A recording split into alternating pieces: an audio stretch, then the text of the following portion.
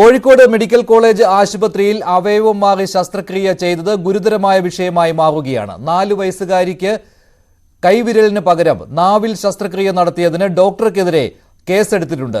ഈ വിഷയത്തിൽ നിയമ നടപടിയുമായി മുന്നോട്ട് പോകുമെന്നാണ് കുടുംബം അറിയിച്ചിട്ടുള്ളത്. കഴിഞ്ഞ ദിവസം പരാതിയില്ല എന്ന് ആദ്യം കുടുംബം അറിയിച്ചെങ്കിലും പിന്നീട് ഈ വിഷയത്തിന്റെ ഗൗരവം കണക്കിലെടുത്തുകൊണ്ട് പരാതിയുമായി മുന്നോട്ട് പോവുകയാണ് ഈ കുടുംബം. പരാതി നടത്തിയ ഡോക്ടർ ബിജോൺ ജോൺസിനെതിരെ മെഡിക്കൽ കോളേജ് പോലീസാണ് കേസെടുത്തിരിക്കുന്നത്.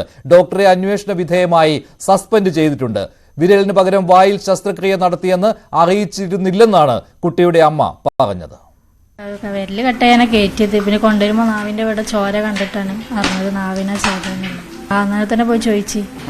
അപ്പോൾ പറഞ്ഞത് ഓൽക്ക് തെറ്റിപ്പോയിന്നാ പറഞ്ഞു. കുട്ടി കരഞ്ഞപ്പോ നാവിനടിയിൽ എന്തോ കണ്ട് അങ്ങനെ ചെയ്തെന്നാ പറഞ്ഞത്.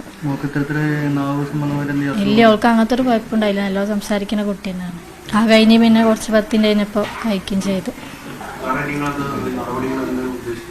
അത് മുന്നോട്ട് കൊണ്ടുപോകാൻ തന്നെയാണ്. ഇനിയൊരു കുട്ടിക്കും ഇങ്ങനെ ഉണ്ടാവരുതല്ലോ. ഇല്ല, ഇപ്പൊ കുഴപ്പമില്ല. ഇനി ഭാവിയിലേക്ക് എന്ത് വരുന്നൊന്നും അറിയില്ല. സംസാരിക്കുമ്പോൾ ചെറുതായിട്ട് വേദന ഉണ്ടെന്ന് പറയുന്നുണ്ട്. വേറെ കുഴപ്പമൊന്നുമില്ല, സംസാരിക്കുന്നുണ്ട്. ഓൽക്ക് അബദ്ധം പറ്റിയെന്ന് തന്നെ പറഞ്ഞത്.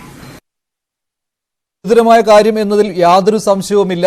ഇപ്പോൾ അമ്മ പറയുന്നതനുസരിച്ചാണെങ്കിൽ ഇങ്ങനെ ശസ്ത്രക്രിയ നടത്തി എന്നുള്ള കാര്യം ആദ്യം അറിയിച്ചിട്ട് പോലും ഉണ്ടായിരുന്നില്ല എന്നാണ്.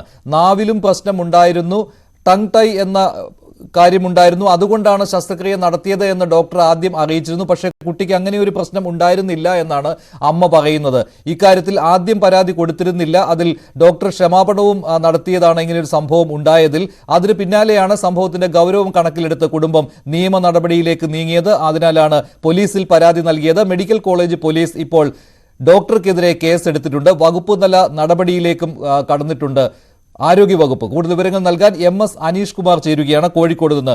അനീഷ്, ഒരു തരത്തിലും ന്യായീകരിക്കാൻ പറ്റാത്ത ഒരു സംഭവമാണല്ലോ ഇത്. പക്ഷേ ഇത്തരത്തിലുള്ള സംഭവങ്ങൾ ഉണ്ടാകുമ്പോൾ സാധാരണയായിട്ട് ആരോഗ്യവകുപ്പ് ഒരു റിപ്പോർട്ട് വാങ്ങി അതിന് അപ്പുറത്തേക്ക് ഒരു നടപടിയിലേക്ക് പോകുന്നത് വളരെ അപൂർവമാണ്. അടുത്തിടെയുള്ള എല്ലാ സംഭവങ്ങളിലും അങ്ങനെയാണ്. ഇതിലും അങ്ങനെയായി തീരുമോ? കുടുംബം ഇപ്പോൾ എന്താണ് പറയുന്നത്? അവർക്ക് മേൽ സമ്മർദ്ദം പോലും കാണുമല്ലോ ഈ അവസരത്തിൽ.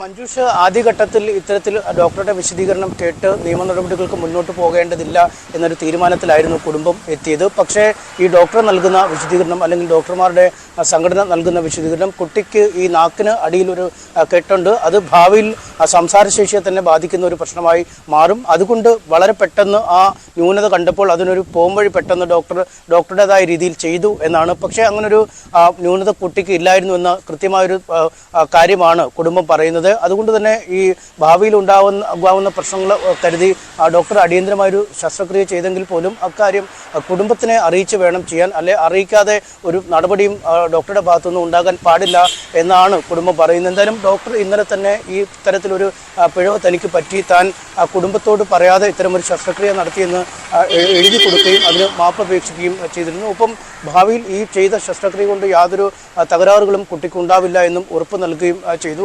പക്ഷേ പിന്നീട് നൽകുന്ന വിശദീകരണങ്ങൾ പലതരത്തിലാണ്. അതായത് ഡോക്ടർ ചെയ്ത ഒരു നല്ല പ്രവൃത്തിയാണ്, കാരണം കുട്ടിക്കുണ്ടായിരുന്ന ഒരു ന്യൂനത പരിഹരിക്കുകയാണ് ചെയ്തത്, അടിയന്തരമായി ചെയ്യേണ്ട ഒരു കാര്യമായതുകൊണ്ടാണ് അത് ചെയ്തത് എന്നിങ്ങനെയുള്ള വിശദീകരണം നൽകുന്നത് കൊണ്ടാണ് കുടുംബം കൃത്യമായി ആശുപത്രി സൂപ്രണ്ടിന് ആദ്യം പരാതി നൽകുന്നു, പിന്നീട് പോലീസിലും പരാതി നൽകുന്നു. ഇത്തരത്തിലൊരു അവസ്ഥ ഇനി സർക്കാർ ആശുപത്രികളിലോ സ്വകാര്യ ആശുപത്രികളിലോ ഒന്നും ഒരാൾക്കും ഉണ്ടാവാൻ പാടില്ല എന്നൊരു കടുത്ത ഒരു തീരുമാനം, അങ്ങനെ ഒരു രീതിയിലേക്ക് ആ കുടുംബം എത്തിച്ചേരുകയായിരുന്നു. ഒരു രോഗിയുടെ അറിവില്ലാതെ, അല്ലെങ്കിൽ രോഗിയുടെ കൂട്ടിരിപ്പുകാരുടെ അറിവില്ലാതെ മറ്റൊരു അസുഖത്തിന് എങ്ങനെ ചികിത്സ നൽകും, അല്ലെങ്കിൽ ഒരു അവയവം മാറി മറ്റൊരു അവയവത്തിന് എങ്ങനെ ശസ്ത്രക്രിയ നടത്തുമെന്ന ചോദ്യമാണ് ഉന്നയിക്കുന്നത്. നമുക്കറിയാം, കോഴിക്കോട് മെഡിക്കൽ കോളേജ് ആശുപത്രിയിൽ നിരവധി പ്രശ്നങ്ങളാണ് ഇത്തരത്തിൽ ഓരോ കാലത്തും ഉയർന്നു വന്നുകൊണ്ടിരിക്കുന്നത്. ഹർഷീന, അടിവാരം സ്വദേശിനി ഹർഷീനയുടെ വയറ്റിൽ കത്രിക കുടുങ്ങിയ ആ സംഭവം നമ്മൾ കണ്ടു. അതിനൊരു നഷ്ടപരിഹാരമോ അല്ലെങ്കിൽ അതിൻ്റെ കാരണക്കാരനായ ഒരു ഡോക്ടർക്കെതിരായ ഒരു കൃത്യമായ നടപടിയോ പോലുമോ ഇതുവരെ ഉണ്ടാവാത്ത സാഹചര്യമുണ്ട്. ICUവിൽ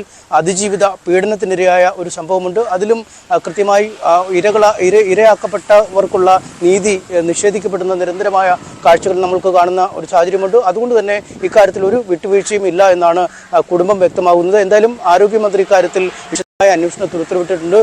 ആശുപത്രി സൂപ്രണ്ട് പ്രിൻസിപ്പൽ നൽകിയ പ്രാഥമിക റിപ്പോർട്ട് പരിഗണിച്ച് ഡോക്ടറെ സസ്പെൻഡ് ചെയ്തിട്ടുണ്ട്.